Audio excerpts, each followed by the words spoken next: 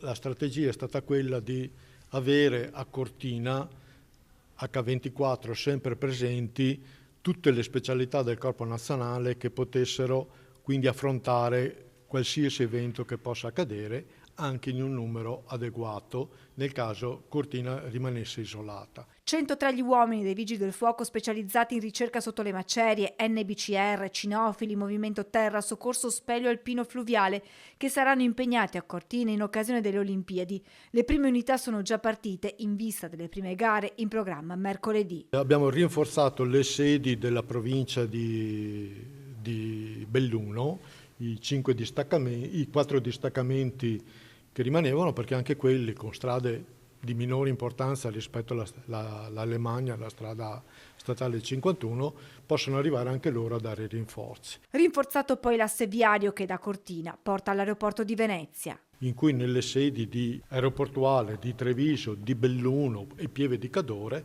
è stata posizionate delle autogru, un rinforzo di autoscala, di una squadra speciale e anche l'NBCR per interventi con sostanze pericolose.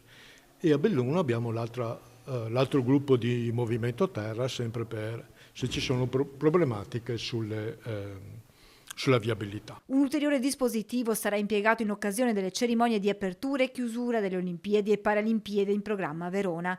Per quanto riguarda il comando di Treviso, per i Giochi Olimpici si turneranno tra i 10 e i 15 uomini. Il potenziamento sarà sia locale, essendo il comando più vicino a Belluno, sia di supporto con personale dei nuclei specializzati. Costituito come? Costituito da 9 persone. 5 persone saranno un supplemento di squadra ordinaria dedicata a fare tutta la tipologia di interventi noti che i Vigili del Fuoco sanno ben fare, e 4 persone come squadra, potenziamento squadra NBCR, cioè per interventi che potenzialmente potrebbero essere dedicati appunto al nucleare, biologico, chimico e radioattivo.